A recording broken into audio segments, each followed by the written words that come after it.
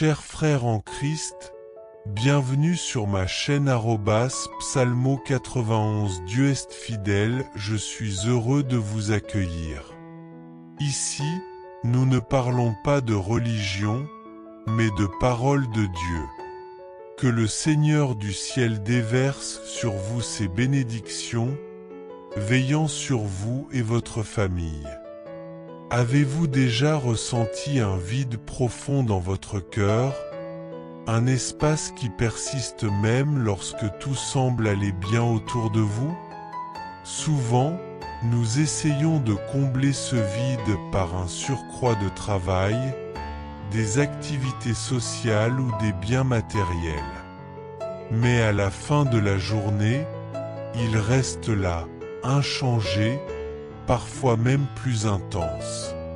Ce sentiment peut être le signe que votre âme aspire à quelque chose de plus grand, quelque chose qui dépasse les offres éphémères de ce monde, quelque chose qui donne un véritable sens et une raison d'être à votre vie. Ce vide est en réalité un appel à nous tourner vers Dieu et à placer notre relation avec lui au-dessus de tout. Aujourd'hui, nous allons découvrir comment nos vies peuvent être transformées lorsque nous mettons Dieu au centre de tout. Restez avec moi jusqu'à la fin, car ensemble nous élèverons nos voix dans une prière puissante, en quête de la plénitude que lui seul peut nous offrir. Nous vivons souvent comme si nous étions dans une course sans fin, cherchant constamment quelque chose pour nous combler ou nous compléter.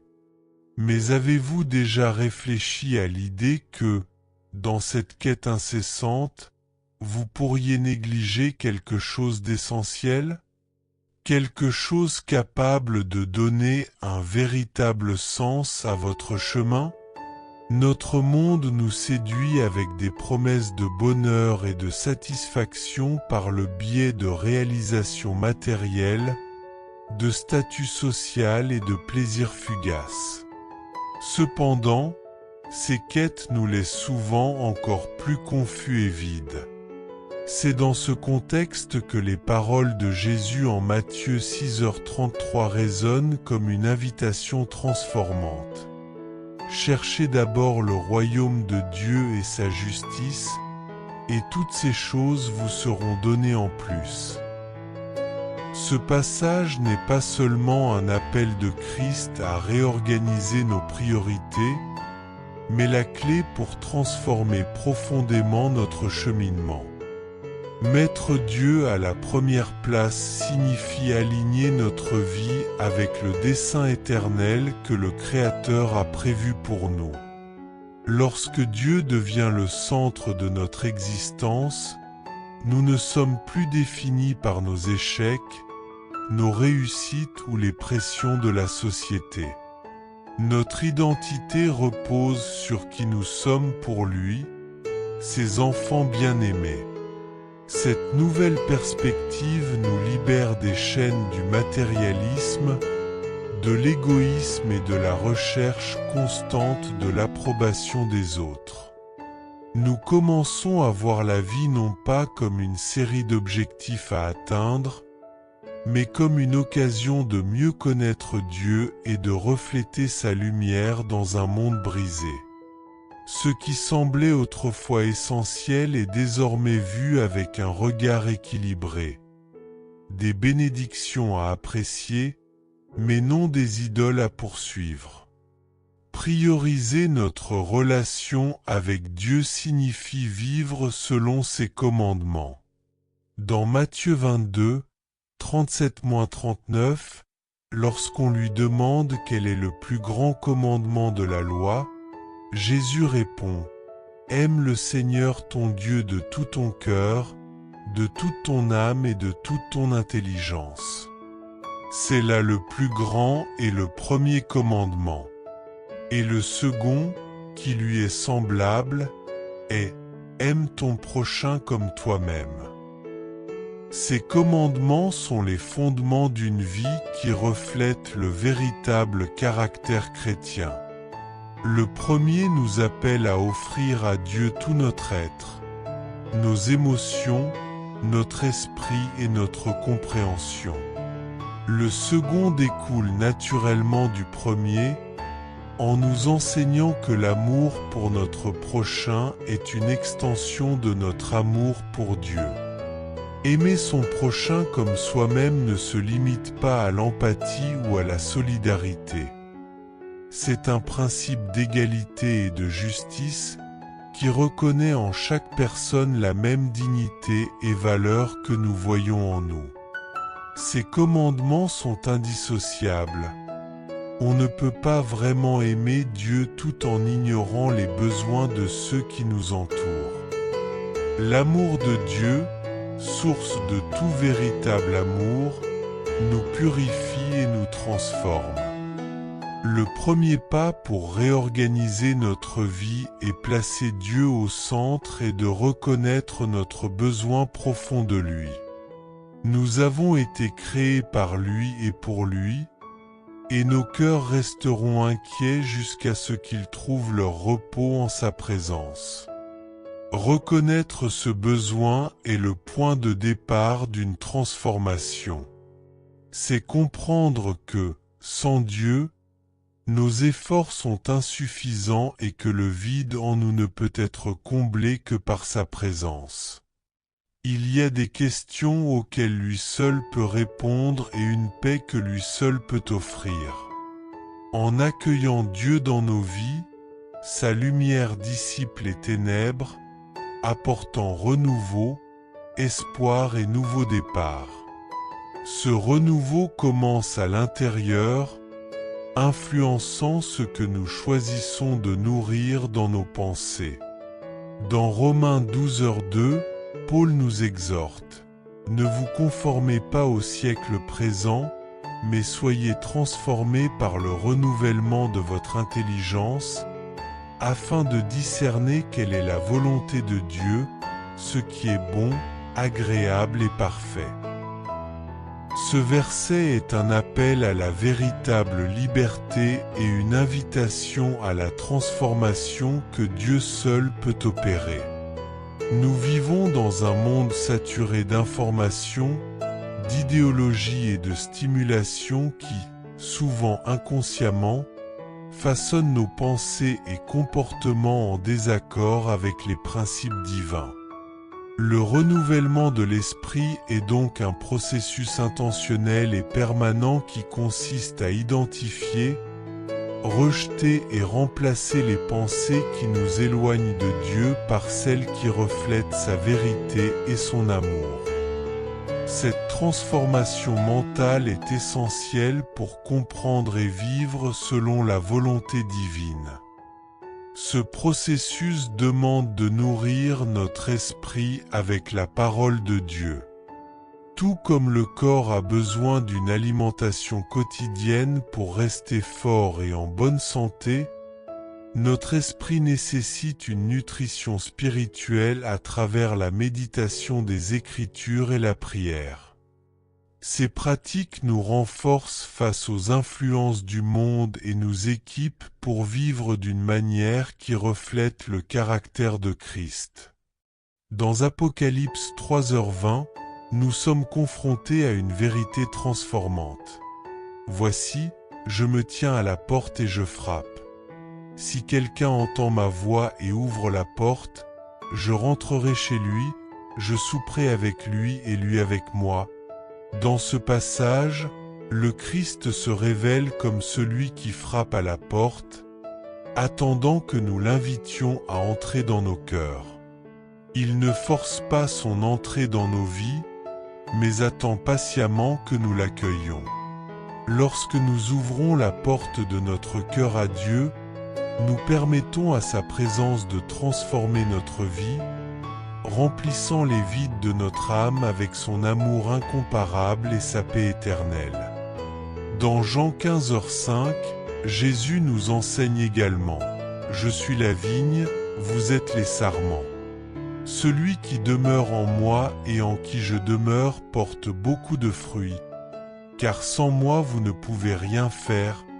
Ce passage nous parle d'une dépendance vitale à Dieu, une connexion essentielle pour notre vie et notre croissance. Tout comme les sarments ne peuvent pas vivre ni fructifier s'ils ne sont pas attachés à la vigne, nous ne pouvons pas expérimenter la plénitude de la vie en dehors de notre relation avec Dieu. Jacques 4:8 nous exhorte : « Approchez-vous de Dieu, et il s'approchera de vous. » Cette proximité avec Dieu n'est pas unidirectionnelle, mais une invitation à une relation réciproque. À mesure que nous nous approchons de lui, il se rapproche de nous, transformant nos vies de l'intérieur. Dans ce processus, nous commençons à être façonnés à l'image du Christ, et nos pensées, paroles et actions reflètent de plus en plus son amour et sa sainteté. Cette transformation ne se limite pas à notre vie personnelle, elle a un impact puissant sur le monde autour de nous. En suivant les principes du royaume de Dieu, nous devenons des lumières dans un monde souvent marqué par l'obscurité, offrant espoir, amour et direction à ceux qui cherchent encore un sens à la vie. En mettant Dieu au centre de nos vies, nous sommes appelés à abandonner nos anciens chemins et à nous renouveler. Dans Éphésiens 4, 22-24, nous sommes instruits sur l'ancienne manière de vivre. Le passage dit : « Vous avez été enseignés à vous défaire du vieil homme qui se corrompt par des désirs trompeurs, à être renouvelé dans l'esprit de votre pensée et à revêtir le nouvel homme, créé selon Dieu dans la justice et la sainteté qui viennent de la vérité. » Ici, Paul nous défie d'abandonner les pratiques et pensées anciennes qui nous empêchent de vivre pleinement la nouvelle vie que Dieu nous offre. Se dépouiller du vieil homme et se revêtir du nouveau est un processus continu de transformation et de renouvellement qui nous rapproche de l'essence véritable de ce que signifie être un disciple du Christ. À travers ce renouvellement spirituel, nous commençons à vivre une vie caractérisée non seulement par l'élimination des anciennes habitudes, mais par l'épanouissement de vertus qui reflètent le caractère de Dieu. La paix, la joie, la patience, la bonté et l'amour. Ces vertus deviennent les marques d'une vie véritablement transformée et alignée avec les desseins divins. Ainsi, le vide que nous ressentions autrefois se transforme en plénitude, car notre cœur et notre esprit sont connectés à Dieu et à ses promesses éternelles. Dans 2 Corinthiens 5:17, il est écrit : « Si quelqu'un est en Christ, c'est une nouvelle création. Les choses anciennes sont passées, voici toutes choses sont devenues nouvelles. » Ce passage souligne la transformation radicale qui se produit lorsque nous nous tournons vers le Christ.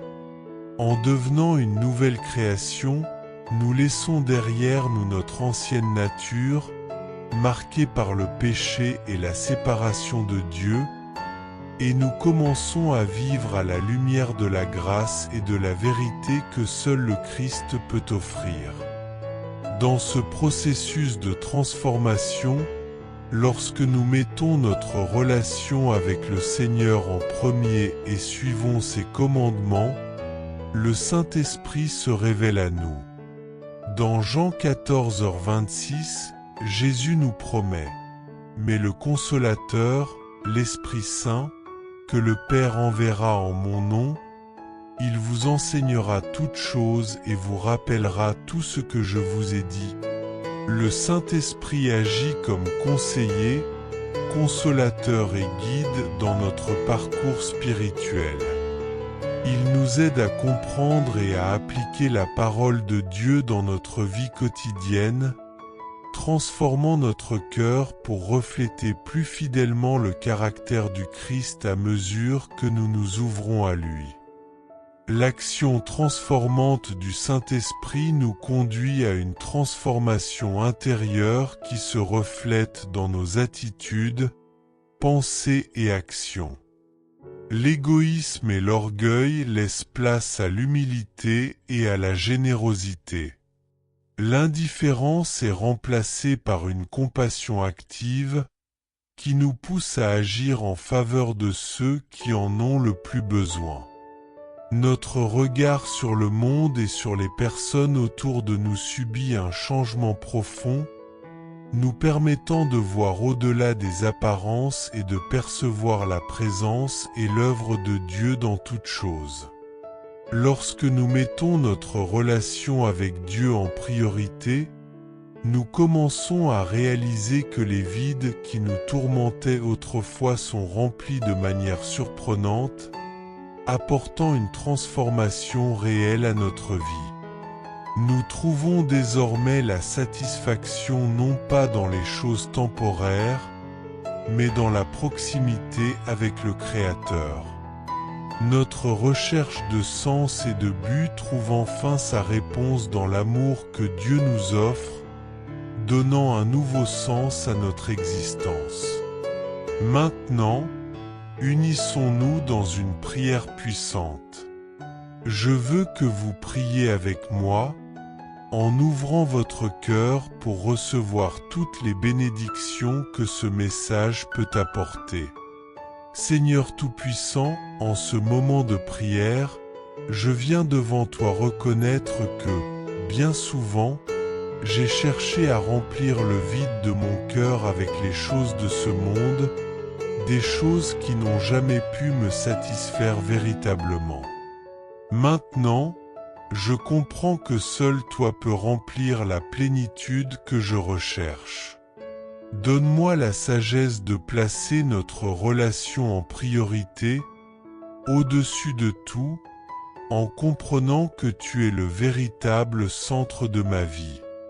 Enseigne-moi à rechercher ton royaume et ta justice comme mes plus grandes richesses, sachant qu'en faisant cela, tous mes besoins seront comblés selon ta volonté parfaite. Fortifie-moi pour résister aux tentations du matérialisme et de l'égoïsme qui m'éloignent souvent de ton chemin. Que mon cœur soit toujours aligné avec le tien et que mon amour pour toi se reflète dans mon amour pour mon prochain. Que je puisse voir les personnes et le monde autour de moi à travers tes yeux, en traitant chacun avec la dignité et l'amour qui viennent de toi. Seigneur, aide-moi à identifier les zones de ma vie qui ont besoin d'être transformées par ta grâce et donne-moi la force de me dépouiller du vieil homme et de me revêtir du nouveau, selon ton image. Je te demande, Seigneur, de me façonner par l'action de ton Saint-Esprit. Qu'il me guide avec sagesse, me console dans les moments de souffrance et me fortifie dans mes faiblesses. En ouvrant mon cœur pour toi, que ta présence transformatrice remplisse les espaces vides avec la paix qui dépasse toute compréhension. Accorde-moi la grâce de vivre chaque jour sous ta présence, cultivant un esprit de gratitude et de service.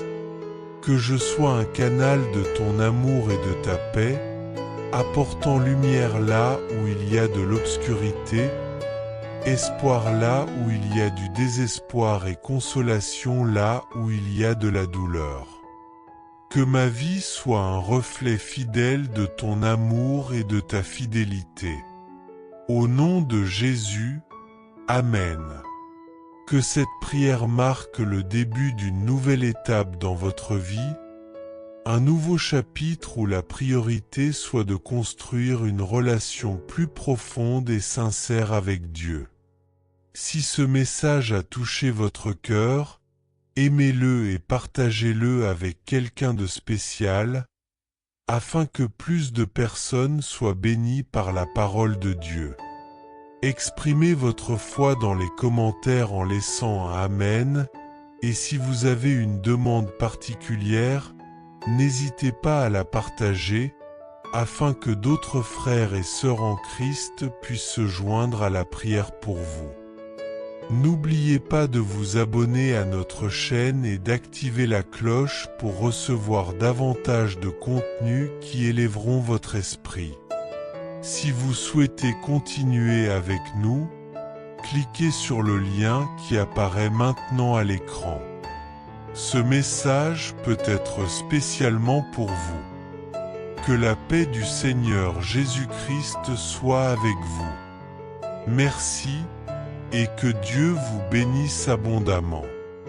Chers frères et sœurs en Christ, en partageant ce message, vous attirerez sans aucun doute encore plus de bénédictions de la part de Dieu dans votre vie. Lorsque nous distribuons les grâces que nous avons reçues, Dieu nous accorde encore plus de bénédictions.